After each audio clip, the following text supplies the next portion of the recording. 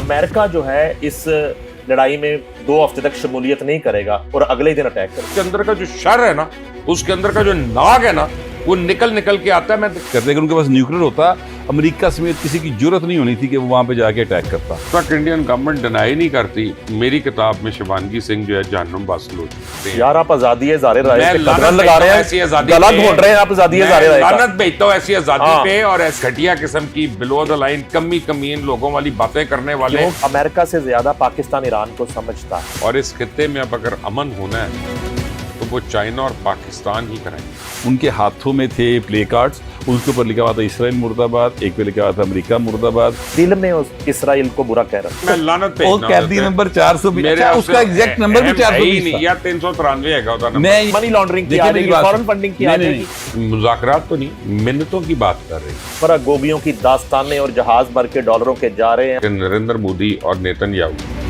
दोनों कुत्ते की मौत मरेंगे। कैदी नंबर जो भी है फलां उसको मरवाने वाले उसकी अपनी जमात वाले। नहीं ये हो सर सकता। फैसला नहीं है ना सर फैसला है। एक सेकंड मेरी बात सुने। अपना ये अदालतें अपना मजाक उड़वाती हैं। नई नस्ल में अगर कोई इस मुल्क में साफत करना चाहता है उसको तो जरा बताएं, वो साफत कर ले। सहाफत वो है जो मालकान की है, हाँ, और मालकान की अपनी ख्वाहिशात के ऊपर सहाफत होती है। लव गुरु जो है वो ईद पे फिल्म रिलीज लानत हुई। है वैसे हर उस शख्स पे जिसने लव गुरु की बुराई की। 75 करोड़ का वो फिल्म अभी तक बिजनेस कर चुकी है। पीटीआई सिर्फ एक शख्स का नाम है, उसका नाम है इमरान खान। शर्म करो, को परमानेंट एम्प्लॉयमेंट तो ले लो। ये कहते थे जब हम खुश हैं तो आपको क्या प्रॉब्लम है। उम्र से कोई ताल्लुक उम्र की बात ही नहीं हो रही। नहीं। रोल की बात है, उसने गुरु बनावे है। यार शान हीरो ये है। अच्छा, जो जंग आप बताते हैं वसूला हो जाती है। अभी करा दो कराओ सीज फायर, ताड़ी मेहरबानी। लेकिन आपके दोस्त से मुझे मैं कहता हूँ तुफ है यार।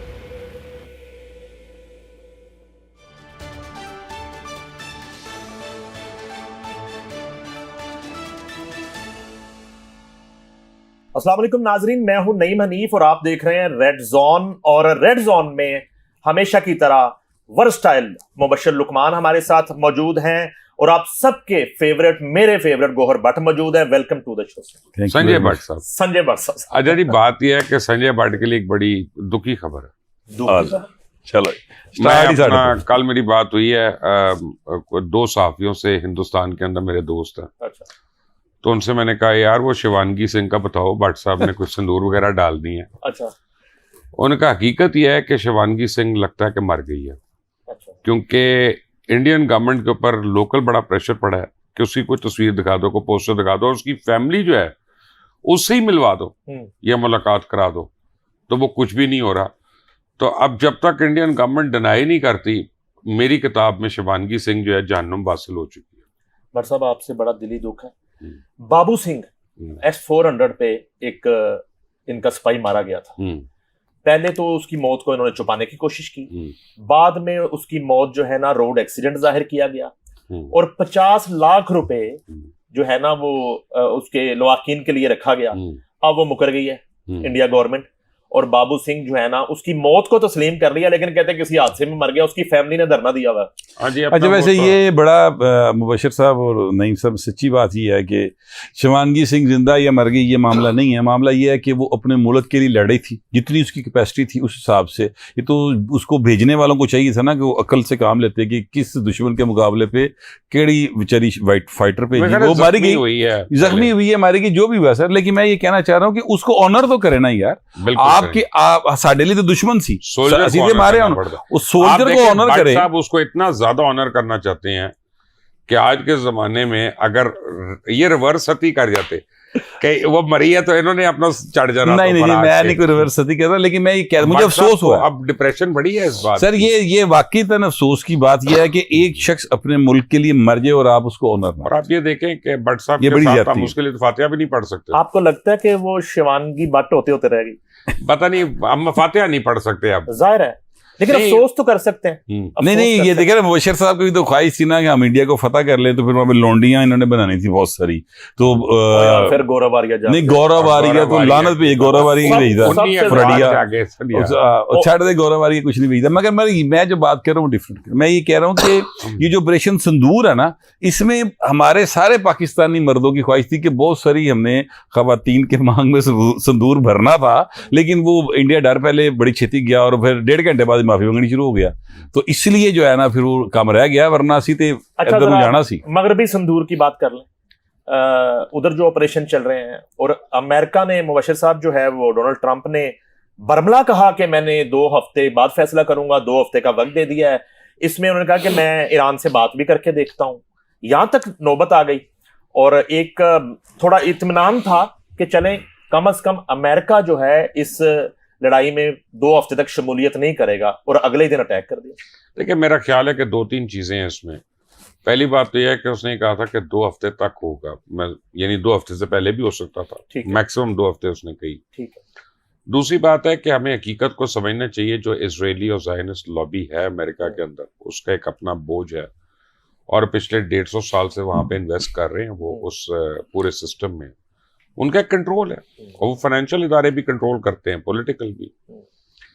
तीसरी चीज यह है कि मुझे ये लगता है कि ईरान के ऊपर जो अमेरिका का हमला है वो more than anything else optics है, क्योंकि उन इलाकों पे हमला किया गया है जिन पे इजराइल पहले मुतअद्दिद बार कर चुका है, तो यानी वहां पे तो कुछ था ही नहीं और कुछ करने के लिए। वो कहते हैं 3 जोहरी तंसीबात उड़ा दी, उन्हीं पे इजराइल ने भी किया था ना, पहली बात। दूसरी बात यह है कि देखें, मेरी ईरानियन एम्बेसडर से खुद बात हुई है जो पाकिस्तान के अंदर हैं, और कुछ और 1-2 लोगों से बात हुई जो पहले पाकिस्तान में मुकीम थे और अब ईरान में है। तो बड़ी मुश्किल से बात हो रही थी, क्योंकि वहां पे व्हाट्सएप हर जगह नहीं चल रहा, इंटरनेट डाउन है कई जगहों पे। देखिए, उनको भी मैं एक बात समझाता हूँ, ईरान भी हर थोड़ी देर के बाद कोई इश्तियाल अंगेज स्टेटमेंट छोड़ देता है। इंटरनेशनल स्टेज पे ना, मैं नईम साहब, अगर मैं आपको यहाँ पे तड़ी देता हूँ या भट्ट साहब को देता हूँ तो आप नहीं बर्दाश्त करेंगे, तो इंटरनेशनल स्टेज पे भी वो लोग डर जाते हैं कि यार ये कर ही ना दे, और तो फिर आप एक इररिस्पॉन्सिबल स्टेट के तौर पे सामने आते हैं। तो इतना तजुर्बा है माशाल्लाह उस मुल्क का, इतने हजारों साल पुरानी उनकी डिप्लोमेसी है। आई थिंक अब उनको थोड़ा सा अपने आप को शुगर कोटेड भी करना चाहिए। अच्छा, मैं थोड़ा सा इख्तिलाफ करता हूँ। अच्छा। देखिए, मामला ये है कि ईरान ने एग्रेशन नहीं किया, ईरान के ऊपर एग्रेशन हुआ, और ये एग्रेशन पहली बार नहीं हुआ, ठीक है। ये इससे पहले भी जब से वहां पर, अब उनके जो इंटरनल सेटअप है उस पर मुझे भी हो सकता है बहुत सारी रिजर्वेशंस हों, लेकिन ये बहरहाल उनके अपना मामला है ईरान का कि वो वहां पर किस किस्म का स्टाइल ऑफ गवर्नमेंट रखते हैं। हमें तो सिर्फ ये देखना है कि वो दूसरों के साथ क्या बिहेव करते हैं। अब तो देखें एग्रेशन क्यों नहीं किया, हमास क्या था? अच्छा, मेरी बात तो नहीं, वो सर वो काउंटर प्रोडक्टिव, हिजबुल्लाह किसका था? सर मैं बताता हूँ, मेरा मतलब सर मैं आपको बताता हूँ ना सर, वो इसलिए था मुबशिर साहब, वो नहीं, वो प्रॉक्सी इसलिए बनाई गई थी क्योंकि अगर वो नहीं है अब, तो इसलिए इसराइल हमला करना शुरू हो गया। वो इसराइल को का अग्रेशन रोकने के लिए बनाई थी। अब वो वहां पर नहीं रही है, तो अब देख लें, टीटीपी कर रहा है ना, तो हमें पता है कि पीछे हिंदुस्तान है, पीछे भारत। बिल्कुल ठीक बात है, बिल्कुल ठीक बात है, लेकिन हमें उनको भी मुकाबला सर मैं ये कह रहा हूँ, मैं यही कह रहा हूँ कि उन्होंने एक तरीके से अपने आप को सेव किया हुआ था। उनके पास 2 रास्ते थे मुबशिर साहब, या तो वो न्यूक्लियर रखते, न्यूक्लियर बनाते और अपने आप को सेव करते। अगर उनके पास न्यूक्लियर होता, अमेरिका समेत किसी की जरूरत नहीं होनी थी कि वो वहां पे जाके अटैक करता। अब नॉर्थ कोरिया के पास है ना न्यूक्लियर, ट्रंप कहो ना सर, ट्रंप कहो ना करे हमला, करे हाँ हमला होते उधर नहीं जाएंगे, इसलिए कि पावर इज एवरीथिंग। दुनिया में ताकत की हुक्मरानी होती है। सिर्फ एक अच्छा, अब नहीं, मुझे एक बात कंप्लीट करना। मैं ये कह रहा हूं कि ये ईरान के साथ एग्रेशन किया है, ये 2 इन पावर्स ने, उनका ये ख्याल था कि जिस तरह से वो सद्दाम हुसैन के साथ या लीबिया के साथ कर गए, ये यहां कर देंगे। नहीं सर, ईरान डिफरेंट चीज है, उसकी बकायदा 7-8 हजार साल की हिस्ट्री है, और वो 9 करोड़ का मुल्क है, बहुत बड़ा मुल्क है। तो यहां पर आके एक दफा फिर जो है वो अमेरिका बुरी तरीके से फंसेगा। फेयर इनफ, मैं खुदा ना खासा जस्टिफाई नहीं कर सकता जो उनके साथ जुल्म हुआ, लेकिन मैं कह रहा हूं कि दूसरी साइड का भी मौकफ सुन लेना चाहिए, कभी हेल्पफुल हो जाता है। उनका कहना है कि ये अपनी प्रॉक्सीज के थ्रू हमसे अटैक ही कर रहे हैं ना हर वक्त, तो हमने तो इसलिए हमने कहा मेन सोर्स को ही खत्म करो, जहां से फंडिंग आ रही थी उसी को खत्म करो। तो देखिए, बात है कि इस लड़ाई का हल एंड में टेबल के ऊपर ही होना है। ईरान के साथ मसला एक और है, वो अमेरिका के साथ मुज़ाकरात कर रहा था, इजराइल ने हमला कर दिया। वो यूरोप के साथ मुज़ाकरात कर रहा था, अमेरिका ने हमला कर दिया। उसको अब ये नहीं समझ आ रही वो किसके साथ मुज़ाकरात करे।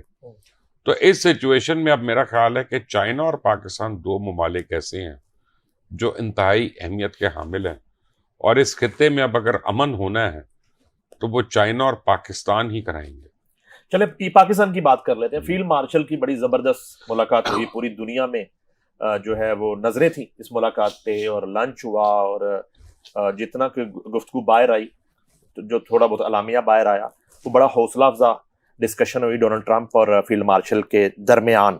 ईरान के इशू पे बात हुई। उन्होंने कहा कि अमेरिका से ज्यादा पाकिस्तान ईरान को समझता है, तो शायद उन्होंने कोई टास्क भी सौंपा हो कि कोई बातचीत की जाए, और उसके बाद 2 हफ्ते का टाइम दे दिया गया। उसके बाद डोनाल्ड ट्रंप ने कहा जी कि मुझे तो नोबेल पीस अवार्ड मिलना चाहिए, और मैंने तो सर्बिया, कांगो, रवांडा की जंगें रोकी, मुझे तब मिलना चाहिए था। मुझे इंडिया पाकिस्तान की जंग रोकी, मुझे तब मिलना चाहिए था, लेकिन ये लोग मुझे देंगे नहीं, ये लिबरल्स को देते हैं, ये मुझे नहीं देंगे।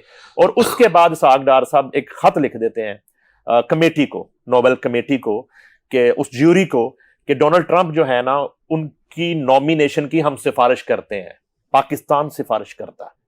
अगले दिन डोनाल्ड ट्रंप अटैक कर देते हैं ईरान पर।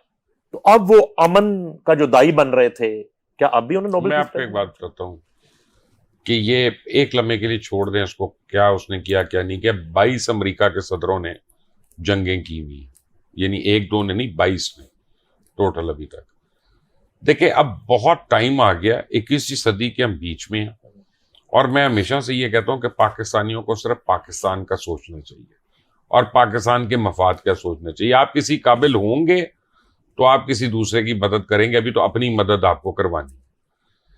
आजकल ट्रंप ने हमें इंडिया के इक्वल कर दिया और हमें वो बड़े बेनिफिट्स मिल रहे हैं। वर्ल्ड बैंक देख लें, IMF देख लें, आप एशियन डेवलपमेंट बैंक देख लें, आप सऊदी इन्वेस्टमेंट्स ले लें, यहाँ पे आप UAE की इन्वेस्टमेंट्स जो वादा हो गई हमें उनको ले लें। इन हालात में अगर हम ट्रंप, हमारे कहने पे ना उसको मिलना है, ना हमारे कहने से इनकार होना, लेकिन अगर हमारे उसको ये कहने से उसको ये लगता है कि जनाब पाकिस्तानी जो है उसकी सपोर्ट कर रहे हैं, उन्हें फर्ज करें 1% आपका ट्रेड अगर बढ़ा दिया तो आप कितने बिलियन डॉलर जो है इस मुल्क में खुशहाली आना शुरू हो जाएगी, इन्वेस्टमेंट आना शुरू हो जाएगी। तो हर चीज को जज्बातियत में नहीं लेते। और यहाँ पे जो खिलाफ कर रहे हैं ना इस बात के, पाकिस्तान हुकूमत के खिलाफ, आज अगर डोनाल्ड ट्रंप ये कह देना कि कैदी नंबर 804 को मैं छुड़वाना चाहता हूं, तो ये सारे मुखालफीन उसके लिए दोबारा लॉबिंग फर्म्स हायर करना शुरू हो जाएंगे कि यार ये किसी तरह डोनाल्ड ट्रंप जो है ना अमल कर दे इस बात। अच्छा मुबशर साहब दे दिल च ना जिक्र ਉਹਦੀ कैदी दी ਜਿਹੜੀ ਨਾ ਮਬਦਮੀ ਹੋ ਗਈ 804 ਕਹਿ ਰਹੇ, ਹਾਲਾਂਕਿ ਉਹ 420 ਦੇ ਕੇਸ ਦੇ ਅੰਦਰ ਹੈ। ਉਹ 800 मैं लानत पे ਉਹ कैदी नंबर 420, अच्छा उसका एग्जैक्ट नंबर भी 420 नहीं या 393 है ਉਹਦਾ नंबर। मैं ये कह रहा हूं कि वो उसकी खबर ले लें। अच्छा क्या मेरे पास बड़ी ब्रेकिंग न्यूज़ बोर हूं यार, अडयाला जेल में कैदी यार मैं नंबर, बोर हूं उसकी खबर से। सर मुझे इतला मिली है कि वो वॉक कर रहा था और पास ही एक कैदी गुजर रहा था, उसने हमें बताया है कि दिल में उस इसराइल को बुरा कह रहा था, दिल में बुरा कह रहा था, लेकिन इमरान खान दिल में बुरा कह रहा लो था जी मैं, और अमेरिका की मजम्मत कर रहा था ईरान पे हमला करने दिल में। अच्छा मैं आपसे गुजारिश करूं कि ये डेवलपमेंट तो है ना सर। ਤੁਸੀਂ ਸੁਣਿਆ ਗੋਂਗਲਾ ਤੋਂ ਮਿੱਟੀ ਝਾੜਨਾ, ਇਹ ਇੱਕ ਪੰਜਾਬੀ ਦਾ ਮੁਹਾਵਰਾ, गोंगला तो मिट्टी झाड़ना। आज सर पीटीआई ने गोंगला तो मिट्टी झाड़ी। अच्छा। आज उन्होंने नेशनल असेंबली के इजलास में जानने से पहले लॉबी से गुजरते हुए उनके हाथों में थे प्ले कार्ड्स, उसके ऊपर लिखा हुआ था इसराइल मुर्दाबाद, एक पे लिखा हुआ था अमेरिका मुर्दाबाद। ये जो साबिक स्पीकर हैं उन्होंने पकड़ा हुआ था, फिर ये आमर डोगर ने पकड़ा हुआ था, फिर ये उमर अयूब ने पकड़ा हुआ था। तो ये जो बहुत ज्यादा तनकीद हुई सब तरफ से, तो उसके बाद उन्होंने ये पकड़ के एक कैटवॉक सी की है एंड दैट्स इट।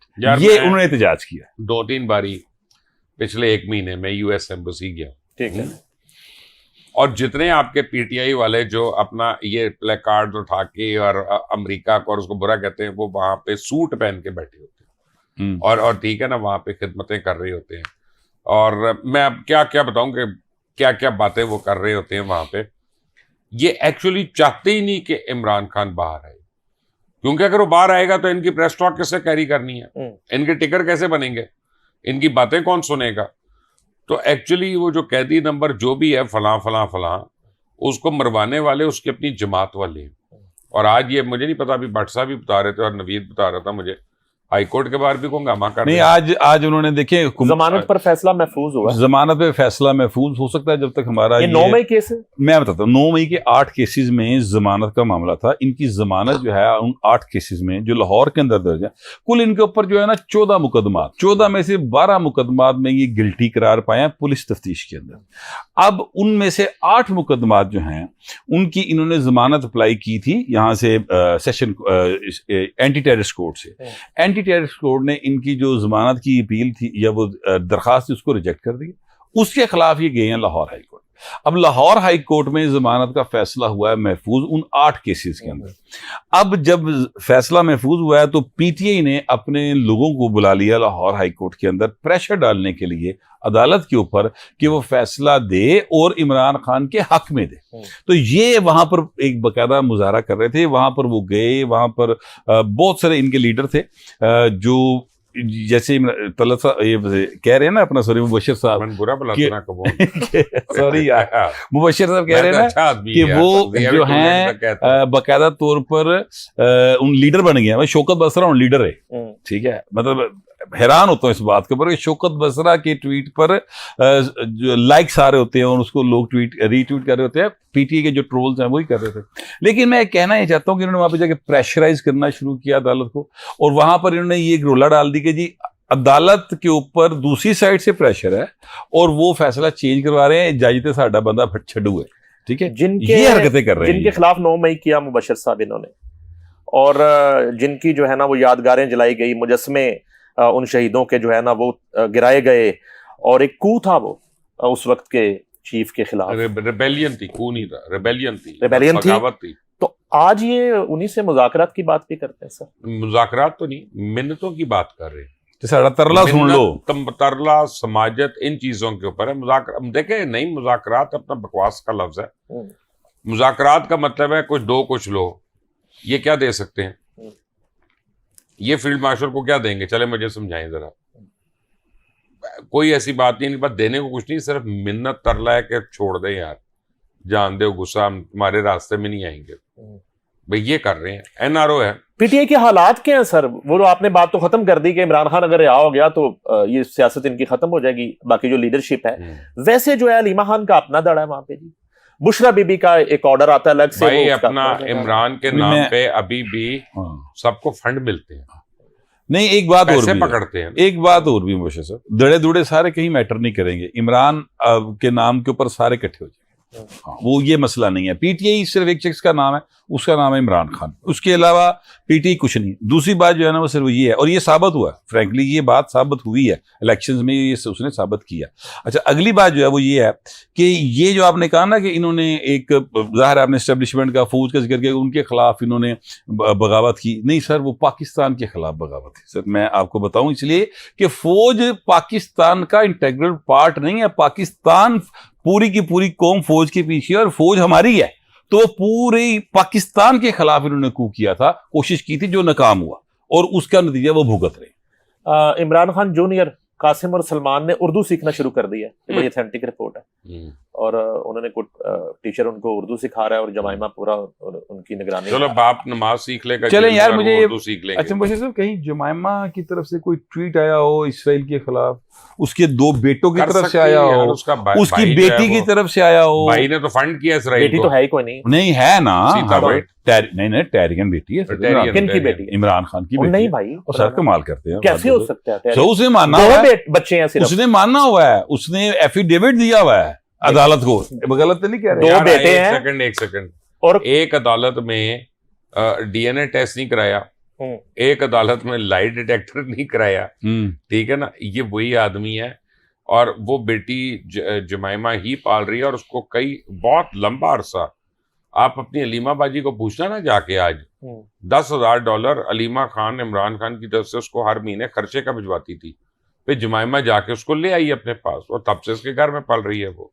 किसी की बेटी की परवरिश करना तो अच्छी बात है, अच्छी बात है। वो किसी नहीं, जिसकी बेटी है वो मान लेना कि मेरी बेटी है भाई। भाई उनके सिर्फ 2 अच्छा, बेटे ये हैं पता क्यों और नहीं कुछ टेस्ट बच्चे जहेज में आए हैं खाबर मानिका की तरफ से। देखिए मेरी बात ये सुनो, टैरियन तो नहीं है उसमें। नहीं खावर मानिका की तरफ से बच्चे नहीं सिर्फ जहेज में आए, वो लतीफ भी आया जिन्हें सारा कुछ देखा। जो मैं बात कर रहा हूँ जरा सुने, वो ये जो झूठ बोलने बार देख रहा है वो झूठ बोलने वाला जो इनका है पकड़ने वाला आला, उस पर ये टेस्ट क्यों नहीं करवाते? क्योंकि पहला सवाल ही होता है आपका नाम क्या है, आप बताते जी मेरा नाम ये, आपके वालिद साहब का नाम क्या ये, आपकी शादी हुई है जी, कितनी बीवी हैं वो बताते हैं, कितने बच्चे हैं, बच्चों ने आगों ने फाप जाना, उत्थे उन्हें झूठ बोलना सी कि 2 बेटे, काम फड़िया जाना सी, तो वो झूठा साबित हो जाना था, इसलिए भाई वो नहीं करवाता। यार ये जो झूठ बोलने वाला टेस्ट है इसको क्या पॉलीग्राफिक टेस्ट है? तो उसमें बच्चों का कहां जिक्र आ गया भाई? वो तो आना है 9 मई की साजिश आपने प्लानिंग की, लेकिन मनी लॉन्ड्रिंग की, फॉरेन फंडिंग की, नहीं मेरी बात सुनिए, ये होता ही है कि जिस वक्त आप अदालत में जाते हैं, जब आपकी प्रॉपर कानूनी तौर पर तफ्तीश होती है, तो ये एक प्रॉपर तरीकेकार है, हाई कोर्ट ने इसको अलाउ किया, तो उसमें आपसे पहले आपके पर्सनल इंफॉर्मेशन लेते हैं कि आप हैं कौन, आपने स्टैब्लिश करना है कि ये इमरान अहमद खान न्याजी वल्द इकरामुल्लाह खान न्याजी, ठीक है।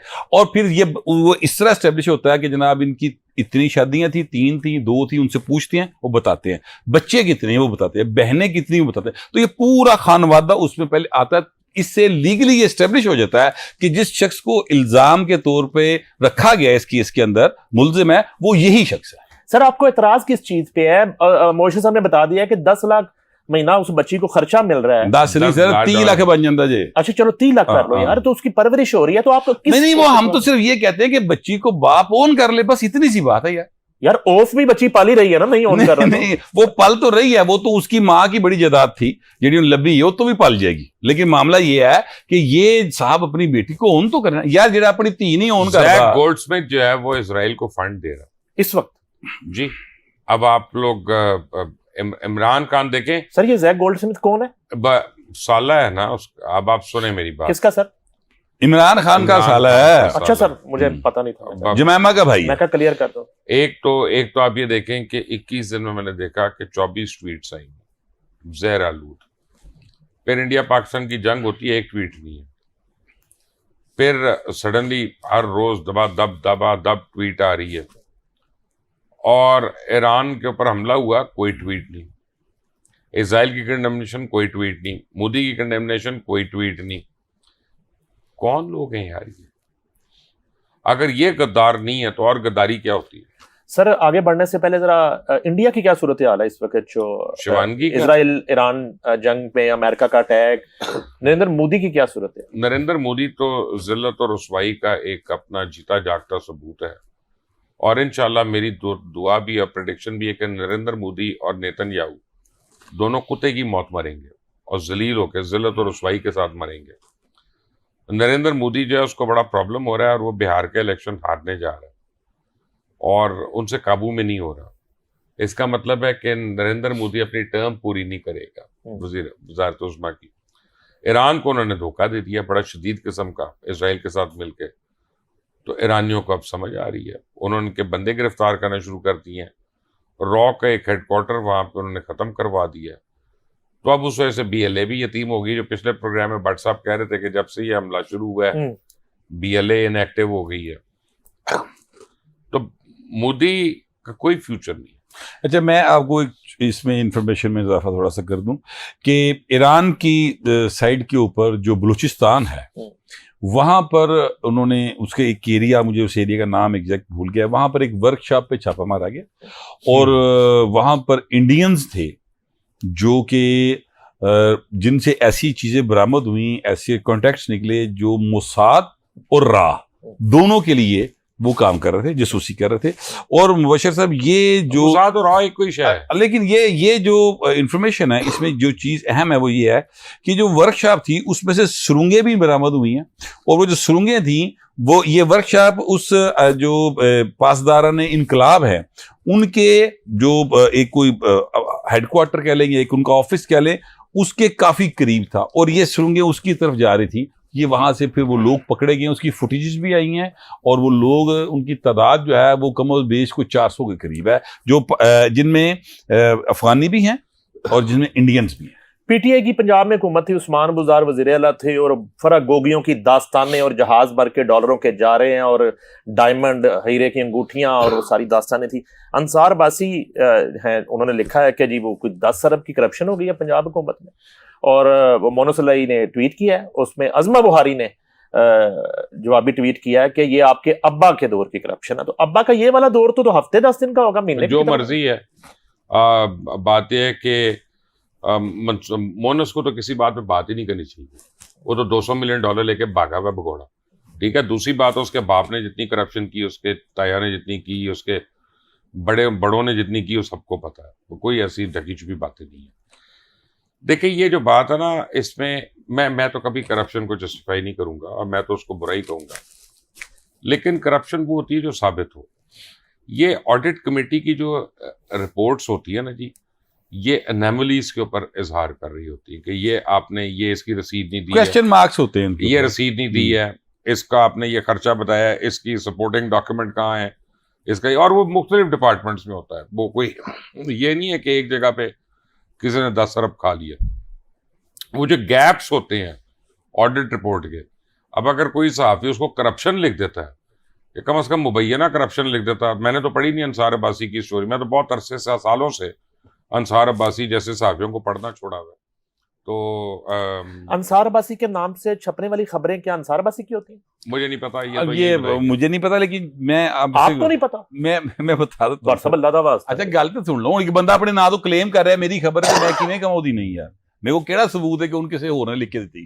जो मैं बात कह रहा हूँ वो सुन लेना। मैं ये कह रहा हूँ ये है कि और लोगों ने लिखी होती है उनकी स्टोरी, मशहूर है ये। अच्छा ये वैसे सबूत कोई नहीं है। ये वैसे एक और शख्स के बारे में भी ऐसे ही है, वो शाहीन से भाई पाकिस्तान से भागा हुआ एक करेक्टर है, उसके बारे में यही था। वो एडिटर रहा है एक अंग्रेजी अखबार का, बहुत बड़े अंग्रेजी अखबार का, और 2 का रहा है बल्कि, डॉन का तो मैंने याद है, दी न्यूज का भी चीफ एडिटर। फिर उसने जनरल फैज का मीडिया सेल ज्वाइन कर लिया। हाँ जय, वो अभी भी वहीं पे है, अभी उसी मीडिया सेल में है। लेकिन उसके बारे में यही था, मगर जो खबर आप डिस्कस कर रहे थे वो मैं आपको बता दूं, असल में ये ऑडिट पैरा होते हैं और इनके ऊपर इरेगुलरिटीज का इल्जाम लगाया जाता है कि ये इरेगुलर हो गया मामला, यानी पहले अप्रूवल लेनी थी बाद में ली गई है, या इसकी अभी अप्रूवल लेनी बाकी है, या इसकी रसीदें पूरी नहीं है, PC1 नहीं बना, इसका PC2 नहीं हुआ, इस तरह का कुछ सीन होता है। करप्शन नहीं है इसको ये कहा जाता है। देखिए करप्शन होती है कि जिसमें कोई अदारा आपके ऊपर साबित कर देता है कि आपने ये मालियाती गबन किया या करप्शन की है, ये क्वेश्चंस हैं, उसके ऊपर इस तरह से रिएक्ट करना। अच्छा, इस मुल्क में कभी करप्शन जब साबित हो जाती है, पकड़ी जाती है, आज तक कोई 1000 रुपया रिकवर हुआ कहीं? नहीं हो सकता। उसकी वजह कि जिसने पकड़ना है वही तो करप्शन कर रहा है, वो या उसका भाई कर रहा है। नहीं भाई हुआ ये जो केस है मलक रियाज वाला, जिसमें इमरान खान को 14 साल कैद हुई है, इसमें नहीं, लेकिन अभी एक बात सुनने सर, इसमें वो जमीन जो रिश्वत के तौर पर ली गई, अलकादर ट्रस्ट वाली, वो साबित शुदा है, वो रजिस्ट्री इंतकाल उनके नाम है, इमरान खान के और उनकी बीवी के नाम है, वो मौजूद है। नहीं, अब बात है क्या नजरिया पाकिस्तान ट्रस्ट कायम हो गया? अब सुन लेना पहले बात। और जो रकम वापस की गई इमरान खान के कहने के ऊपर मलक रियाज को, वो भी मौजूद है। तो ये बरामदगी के बाद ही सजा हुई थी। नहीं, वो तो इस केस में ऐसा हुआ, एक और केस कर दिया, बट जनरल एक रूल ये है कि यहाँ पे करप्शन की कोई सजा नहीं है और आज तक किसी को नहीं हुई। इसलिए तो बार बार होती है करप्शन, इसलिए तो हर रोज होती है। जिस दिन आपने चौक पे टांगना शुरू कर दिया लोगों को, चोरों को, डाकुओं को, करप्शन खत्म हो गया। अच्छा सर, एक बड़ी तकलीफदेह खबर अपने शोबे की आपसे डिस्कस करनी है। पाकिस्तान का तकरीबन सबसे बड़ा मीडिया ग्रुप है जंग ग्रुप, वहां से जो है ना सैकड़ों लोगों को इंतहाई तज़ीक आमेज तरीके से जो है उनको जबरी बरतरफ किया जा रहा है, और वो घर से नौकरियां करने आ रहे हैं और उनको गेट पे रोक लिया गया है। और उसका एक यूनिट है आवाज अखबार, और आवाज की सर्कुलेशन जंग से कहीं ज्यादा है। आज भी वो बंद कर दिया गया, 2 दिन हो गए, सैकड़ों लोगों को निकाल दिया गया है। जंग लाहौर के न्यूज रूम में CNE को नीचे गेट रोक लिया गया है, साग शाकर को, और उन्हें कहा गया न्यूज रूम के लोगों को कि उसी 40-50 हजार सैलरी में कराची ज्वाइनिंग दे दें अगर आपने नौकरी करनी है। इस तरह की एक ब्लैकमेलिंग वापस शुरू। सबसे अमीर आदमी कौन है? ये एलन मस्क। उसने कितने फारिग किए ट्विटर जब टेक ओवर किया, उसने कितने फारिग किए अपनी स्पेसएक्स के उसमें। रिचर्ड ब्रांसन से बड़ा बिलियनियर कौन है? उसने कितने फारिग किए वर्जिन अटलांटिक पे, वर्जिन ट्रेन में और अपनी बाकी उसमें। देखिए एक कारोबार होता है और कारोबार की एक इफादियत होती है, और ये दुनिया का एक असूल है, चाहे हमें अच्छा लगे चाहे हमें कम अच्छा लगे। हम खुद कई बार फारिग हुए इस वजह से। अगर एक इदारा एक मालिक को कमा के नहीं दे रहा तो वो उसको खैरात के तौर पे तो नहीं चलाएगा। और ये जो हकूक की बात कही, ये बोलते रहे यार आप दोनों लेबर लीडर है ना असल में। मैं सर देखिए मुबशिर साहब, आपने बिल्कुल, मुबशिर साहब ने तय किया और दुनिया में यही रूल चलता है, यही बात बिल्कुल दुरुस्त बात है। मैं इसी रूल के ऊपर आर्गूमेंट करने लगा और मेरा आर्गूमेंट ये है कि ये बिल्कुल उस साहब का हक है जिसका कारोबार है कि वो समझता है जी मुझे इसमें प्रॉफिट नहीं हो रहा, मैं इसको बंद कर रहा हूँ। ठीक है, वो दुकान बंद कर दे अपने, लेकिन भुगतान सारे कर रहे हैं, यानी जो जिसके उसके जिम्मे जो लायबिलिटीज हैं वो उनको अदा करें। जो वर्कर वहां पर 20 साल से 25 साल से काम कर रहा है उसके पैसे दें। मैं आपको वजह बताता हूँ, आज से 8 साल पहले मैं उस इदारे के ऊपर कर रहा था प्रोग्राम, ठीक है ना, तब यही वर्कर्स मुझसे लड़ते थे, यही मेरे गले पड़ते थे उस वक्त आके। और मैं इनको क्या कहता था कि तुम कॉन्ट्रैक्ट एम्प्लॉइज हो, शर्म करो, को परमानेंट एम्प्लॉयमेंट तो ले लो। ये कहते थे जब हम खुश हैं तो आपको क्या प्रॉब्लम है। आज अगर वो कॉन्ट्रैक्ट एम्प्लॉय ना होते तो उनको और राइट्स अच्छा मुबशिर साहब, अब ये मैं बताता हूं, अगर मैं देखिए सुप्रीम कोर्ट का फैसला है सर, मैं आपको बताने लगा 25 साल के आप साहब सर, ऐसे लेकिन आप कॉन्ट्रैक्ट पे नहीं, मैं बताता हूं सर, नहीं हमारे पास मैं आपको मैं ऐसा नहीं है मुबशिर साहब।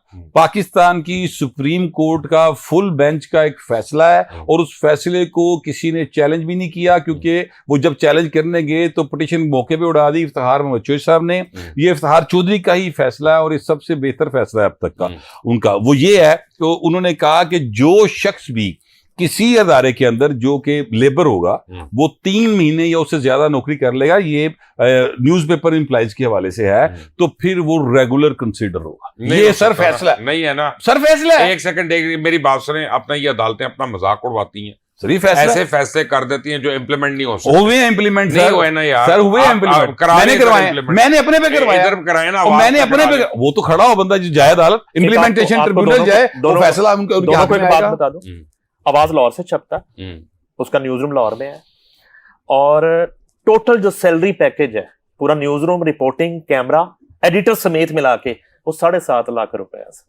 7.5 लाख में मीर किलो ने आवाज बंद कर दी। एक मिनट, मैं आपको यही तो कह रहा हूं कि 30 साल पहले जिसने जॉब शुरू की 22,000 पे, आज अगर वो 24,000 पे है तो इसका मतलब है वो या तो 2 नंबरी कर रहा था, ठीक है ना, या वो कुछ और काम कर रहा था। देखे 22,000 से तो घर नहीं चल सकता ना, या 25,000 से 30,000 से, ठीक है सर। इसका मतलब है एक एंगल ये है जो आप कह रहे हैं, एक एंगल है ना, नहीं एक एंगल मैं बताता हूँ ना सर, क्यों लूं? मैं बताता हूँ ना, इसलिए कि मैं जो बात करूंगा वो दिल्ली से करूंगा ना। देखिए ये जो न्यूज इंप्लाइज है ना, ये एक एक्ट के तहत जॉब कर रहे होते हैं। ये बाकायदा पाकिस्तान के कॉन्स्टिट्यूशन के अंदर न्यूज इंप्लाइज एक्ट के नाम से एक चीज ऐड है और वो कॉन्स्टिट्यूशन का हिस्सा है। उसके ऊपर ये मालकान अगर अमल नहीं करते हैं तो उसके लिए फिर एक अदारा बना हुआ है, उसका नाम है इम्प्लीमेंटेशन ट्रिब्यूनल। आप भी फारिग हुए हैं सर, मैं भी फारिग हुआ हूं। अपना ये न्यूज एक्ट उस वक्त तो नहीं एक्ट होता सर जी, आप नहीं जाते अदालत में, बता रहा हूं। मेरा मतलब है सर, ये मैं बताता हूं, इम्प्लीमेंटेशन ट्रिब्यूनल है कि नहीं, ITN है कि नहीं, वहां पे जाए। मैं गया हूं, मैंने जाके वहां पर हक लिया, मैं बता रहा हूं, तो आप भी जाएं। इसमें आर्गुमेंट सिर्फ एक है कि जनाब आप अपना जो है ना, हमें क्योंकि हम आपके फायदे के हिस्सेदार नहीं थे तो हमें नुकसान का हिस्सेदार ना बनाए। ये तो एक आर्गुमेंट समझ आती है, लेकिन ये कोई तड़ी नहीं है उस एम्प्लॉयर के ऊपर। अगर उसका आपकी 50 दुकानें हैं, जो उनमें से 4 दुकानें नहीं चल रही होंगी वो आप शटर डाउन कर देंगे। ठीक है, कर दें, लेकिन मार्केट का उधार तो देना है कि नहीं ना, थोड़ा वो तो भुगतान करना ना, थोड़ी सी अखलाकियात इतनी तो होनी चाहिए। 30-35 साल जिन लोगों ने दिए, जिन पत्थरों पे आपने ये बिल्डिंग खड़ी कर दी, इमारत खड़ी कर दी, आप उनको जमा करें एक जगह पे, आप उनके साथ बैठे, आप उन्हें बताएं कि नहीं कारोबार चल रहा है, ये इश्यूज हैं। आप इस तरह सर दरवाजा बंद कर देंगे? नहीं यार, मेरा मतलब है कि आपको भी पता है, मुझे भी पता, मैं खैर अब मेरा नाम मीर शकील तो नहीं है, मैं उनको डिफेंड तो नहीं कर सकता, लेकिन मैं एक बात जरूर कह सकता हूँ, क्योंकि हमारे अपने इदारों में ये प्रॉब्लम होती है। मैं भी एक छोटा सा इदारा चला रहा हूँ, हमें भी फारिग करने पड़े हैं लोग, नहीं आमदनी नहीं है, क्या करें। ये बात ठीक है, लेकिन आप उनको सैलरी देके फारिग करते हैं सर, ये ऐसे पॉइंट नहीं मिल रहे हैं। ऐसे भी होते हैं, बाद में आ जाते हैं, वो कहते हैं जी हमें आपके इदारे से सैलरी नहीं मिली। अब क्योंकि मैं हर एक से डील नहीं कर रहा होता, ठीक है ना, नंबर 2, नंबर 3, नंबर 4 वो डील कर रहे होते हैं। मुझे पता ही नहीं होता ये आदमी हमारा एम्प्लॉय भी था कि नहीं था। और अभी तो हमारे थोड़े से नंबर है ना, यानी दर्जनों की बात कर रहा हूँ ना, वहां तो हजारों लोग होंगे। It is not possible. यार इन हालात के पेश नजर मुबशर साहब, मुख्तसर जो है ना, आप और भट्ट साहब, आप जो है ना नई नस्ल में अगर कोई इस मुल्क में साफत करना चाहता है उसको तो जरा बताएं, वो साफत कर ले। नहीं बिल्कुल नहीं आया, मैं तो बताएं जरा प्लीज। मैं तो सर डे फर्स्ट से अभी लेक्चर दिया, मैंने कहा उनको ना करें, बिल्कुल इस तरह साफत तो खत्म हो गई। यहाँ पे तो साफत वो है जो मालकान की है, हाँ, और मालकान की अपनी ख्वाहिशात के ऊपर साफत होनी है। जब रियल एस्टेट माफिया जो है, 2 नंबर रियल एस्टेट माफिया, वो आपकी न्यूज मीडिया को कंट्रोल करे और उसका मालिक बन जाए, तो साफत तो गई बाढ़ में।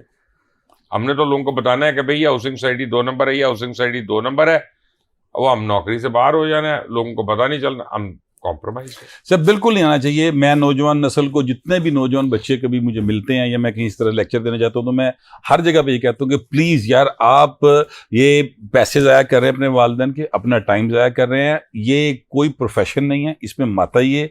यहाँ पर बहुत बुरे हालात हैं, और अब आगे अगर आप आ रहे हैं तो फिर ये जो नए टूल्स हैं मार्केट के, मिसाल के तौर पे ये जो अब डिजिटल जर्नलिज्म है, इसमें अपने आप को कैपेबल करें, इसमें अपनी जो है ना सलाहियत पैदा करें और इसके जरिए आए। अगर आप ये समझते हैं कि आप आगे और आपको जियो या किसी जगह पे नौकरी मिल जाएगी और फिर ताड़े वारे नहीं आ रहे हो जाएंगे, ऐसा नहीं है। लव गुरु जो है वो ईद पे फिल्म रिलीज हुई। वैसे हर उस शख्स पे जिसने लव गुरु की बुराई की। बात अभी तो आने से पहले मैं बात नहीं, मैं पहले फिक्र लेके आया हूँ। 75 करोड़ का वो फिल्म अभी तक बिजनेस कर चुकी है। ये ठीक है ना, पाकिस्तान में या ओवरसीज का भी मिला के। अच्छा, ठीक है ना, अल्हम्दुलिल्लाह। और लागत कितनी और थी? कम अज कम लागत होगी 20-22 करोड़, उसकी 25 करोड़। और अब वो 100% जो है ना वो 100 करोड़ काटने जा रही है। आप लोग जितना कहते हैं ना, यानी इस पूरी टीम को, हुमायूं वगैरह की टीम को, अल्लाह ताला उतनी ही उनको पकड़ के इज्जत दे देता। कमाल है। ठीक है ना, आई मीन कितनी उसने हिट्स दे दी, 5 बैक टू बैक उसकी हिट्स हो गई हुमायूं की।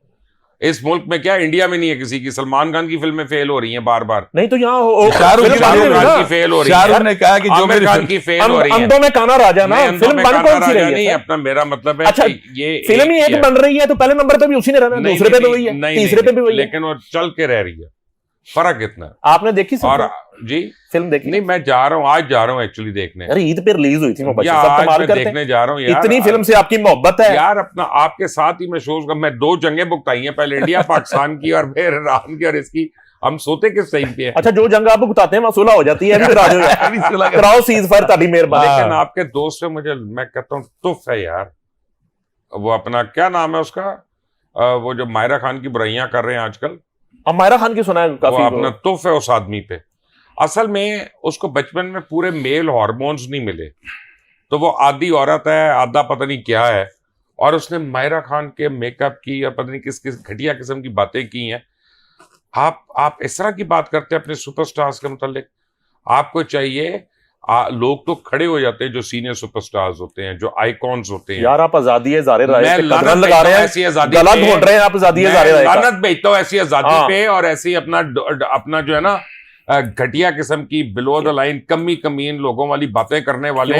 क्यों क्या नाम है उसका, पहले उसने औरतों पे की थी, उसको अच्छा किया उस्मा बुखारी ने और मरियम औरंगजेब ने अंदर करा दिया था। ठीक है ना, और बिल्कुल सही किया उन दोनों बच्चियों ने। अब दूसरी बात आपको, वो फिर भी बाज नहीं आता, उसके अंदर का जो शर है ना, उसके अंदर का जो नाग है ना, वो निकल के आता है। मैं आपको पता है, मायरा खान वो आर्टिस्ट है जो इंडो पाक में सुपरस्टार है, और क्यों? बिकॉज वो ग्लैमरस है। और फिल्म में 2 किस्म के लोग होते हैं, एक होता है एक्टर, जैसे शबाना आजमी थी, जैसे स्मिता पटेल थी, और एक होता है सुपरस्टार, जैसे माधुरी दीक्षित है। ठीक है, जैसे आप समझें ऐश्वर्या थी और ऐश्वर्या राय। मायरा खान आपकी superstar. Okay, I mean learn to accept the fact, Humayun Saeed आपका सुपरस्टार है, बड़ी स्क्रीन का हीरो है हुमायूं सईद। बिल्कुल है यार, 5 हिट हो गए तो होएगा ना। आप अपने देखिए मेरी बात सुने, बड़ा कौन है आपके घर में? बड़ा कौन है? बड़ा मेरा वालिद है। वालिद साहब की उम्र क्या है? 70+ होंगे। उनसे जाके पूछना, आज जब मैं आपको बात बताने लगा हूं, उनसे कहना कि क्लार्क गेबल की क्या उम्र थी जब वो हीरो आया था।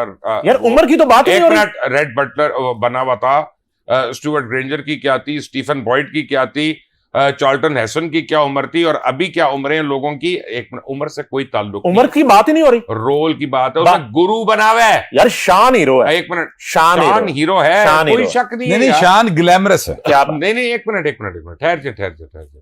मैंने आपसे इंकार नहीं कर रहा, लेकिन मैं कभी दो बड़े आर्टिस्ट को आपस में कंपेयर करने को मैं एक बेवकूफाना बात समझता हूं। मैं क्यों भाई, मुझे मायरा खान भी अच्छी लगती है, मुझे सबा कमर भी अच्छी लगती है, मुझे माया अली भी अच्छी लगती है। इसका ये मतलब मैं एक बताऊं भी, एक बताएं जो आपको नहीं, कुछ हर एक अपने अपने रोल में अच्छा लगता है। औरतें तो तकरीबन आपको 100% अच्छी लगती हैं। नहीं, जाना मलिक बोल गए, जाना मलिक कजन से मुझे अच्छी नहीं लगती, ऐसी कोई बात नहीं है, बहुत बुरी लगती है आपकी कई कजन। यार आप देखें, पाबंदियां लगा रहे हैं कि लोग अपनी राय भी ना दें। वो एक बंदे ने टिकट खर्चा, वो फिल्म में गया, आदि जिन्स वाला आदमी जो है, रोब नहीं, लोग नहीं है वो। आपने फिल्म ना देख के तारीफ कर रहे हो, देख के उस बंदे को देखकर मैंने अब कम से कम एक शो बुक करके जाना। सर वो फिल्म देख के बुराई कर रहे हैं, आप ना देख के तारीफ कर रहे हैं। ये बुराई नहीं है। एक मिनट नईम साहब, मेरी एक और सुन रहे, बुराई होती है जब आप क्रिटिकल एनालिसिस करते हैं। मैंने आपके शो की बुराई की भी है, आपके प्रोड्यूसर से मैंने उसको बताया कि इसकी लाइटिंग कैसे होनी चाहिए थी, साउंड में क्या प्रॉब्लम्स थे, फ्रेमिंग में क्या प्रॉब्लम्स थे, कैमरा में क्या जर्क्स थे। ये एक तनकीद है, ठीक है ना, की है। लेकिन अगर मैं ये कहूं कि नईम मनीफ काला क्यों पहन के बैठा हुआ था, अपनी उम्र का नहीं लग रहा था, या भट्ट साहब ने जॉगर क्यों पहने हुए थे, अच्छा नहीं, ये वो उनकी उम्र से सजते नहीं है, क्या इस उम्र के बंदे को जॉगर पहन के आना चाहिए, नहीं बट्टे मारेंगे बच्चे, ये कोई तनकीद है? नहीं यार, अपना आप मेरी बात सुने। मैंने बड़े लोगों से सुन लिया, मैं समझता हूं कि जो हमारे आर्टिस्ट की इज्जत नहीं कर सकता, जो हमारे सुपरस्टार्स की रिस्पेक्ट नहीं कर सकता, उसको मैं उसका नाम लेना गवारा नहीं करता। अच्छा, यहाँ पे आर्टिस्ट की इतनी इज्जत है और इतनी उसकी जो है आपका वो जो दोस्त है ना, उसके लिए एक ही आर्टिस्ट पैदा हुआ है, वो अंतकरीब उसी के साथ शिफ्ट होगा, चाहत फतेह अली खान के। अच्छा सर, मेरी बात तो सुन, आर्टिस्ट की यहाँ पे ये कदर है कि आयशा खान बहुत एक सीनियर आर्टिस्ट, वो उनकी डेड बॉडी मिली है अपने अपार्टमेंट से कराची से, और 8-10 दिन पुरानी लाश है और कोई पुरसाने हाल नहीं। ईदी सेंटर में लाश पड़ी हुई है। एक बेटा लंदन है, बेटी पहले मॉडल होती थी समथिंग बीबी, और एक बेटा इस्लामाबाद से चला हुआ है, पता नहीं कितने दिन से वो आ ही नहीं रहा। देखिए मेरी एक बात सुने, ये जो है ना, आर्टिस्ट का नहीं, ये इंसानियत का एक हाल है। और उसकी वजह यह है कि जब आयशा खान जो थी ना, मैं उनको ज़ाती तौर पे जानता था। अच्छा। क्योंकि वो खालदा रियासत की बहन थी और खालदा रियासत मेरी बहुत करीब होती थी। ओके। और उन्होंने बिल्कुल मुझे भाई बनाया हुआ था एक ज़माने में, मेरे से बड़ी थी उम्र में, और बहुत बहुत यानी बड़ा नाम था पाकिस्तान का। बिल्कुल ठीक है। तो Ayesha Khan, she was very wealthy, she was very well to do. उनसे जो कसूर हुआ था, उन्होंने अपनी जिंदगी में सारी जायदादें अपनी औलाद के नाम कर दी थी। वो बस अल्लाह रहम करे। मुझे एक बात याद आ गई आपकी, किसी ने ना मुझे एडवाइस एक भेजी, वो जैसे व्हाट्सएप पे भेजते हैं ना, को फॉरवर्ड हो के आई मेरे पास। उसमें लिखा था, पैसा इतना ही कमाओ कि जब मरने लगो ना तो बच्चे डॉक्टर को ही बुलाए, वकील को ना बुला ले। वाह, ठीक है ना। तो ये हम सब के लिए एक कर्ब की बात है। अल्लाह ताला आयशा खान को अपने नहीं तो ये ना, असल में वो मुझे आबद खान का एक डायलॉग याद आ गया, वो भी एक आर्टिस्ट थे, आपको पता है, कि गंदी औलाद ना मजा ना स्वाद। ये आयशा खान के साथ ये हुआ है कि उसकी औलाद गंदी निकली, जिसने अपनी माँ की केयर नहीं की। आप चले, ये तो फौत होगी बेचारी, अब आगे चली गई, अल्लाह के पास उसका मामला चला गया। मैं जिंदा की बात कर लेता हूँ। आप फिरदौस जमाल को देख लें, आप देखें उसके बेटे ने किस तरह का अजीब सा वीलॉग किया था या वीडियो की थी जो आई थी सामने। यार वो मैं कहता हूँ जो मर्जी है, आपका बाप है, आपका बाप है, बस आपका हक नहीं है बात करना अपने माँ बाप के खिलाफ, अपने माँ बाप को गिरा के। और उसने क्या किया सारी उम्र, आपको आपकी छाती बड़ी की है ना, आपकी पहचान क्या है? आपकी पहचान क्या है? आप फिरदौस जमाल के बेटे हैं, ये आपकी पहचान। मैं अगर यहाँ पे आया हूँ इतनी गर्मी में, इतनी दोपहर को चिलचिलाती धूप में यहाँ पे रिकॉर्डिंग करने, तो किस लिए? अपने बच्चों की जरूरत की वजह से आया हूं ना यार, ठीक है ना। और ये वो भूल जाए, वो मुझे बताएंगे कि मैं कैसे जिंदा रहना चाहिए था मुझे, कैसे, और उनको क्यों शर्म आती है। नहीं, ये औलाद ही गलत है। बस इसमें आयशा का कोई कसूर नहीं है, ना इसमें शोबिस का कोई ताल्लुक हाँ, है। ऐसा कुछ ये इंसानियत सोच बात है बस। ईरान, इजराइल, अमेरिका जंग पे बात हुई, सेरासिल गुफ्तगू हुई, मुबशर लुकमान साहब ने की, गौहर भट्ट साहब ने की। इसके साथ ही साथ पंजाब हुकूमत की मुबैना करप्शन को भी डिस्कस किया हमने, और लव गुरु पर मुबशर लुकमान साहब ने जो है लाजवाब कर दिया है, और बिल्कुल उन्होंने हमें बात ही नहीं करने दी। तो अगले प्रोग्राम तक के दीजिए। अगले प्रोग्राम से एक पहले इजाजत चाहिए जी सर।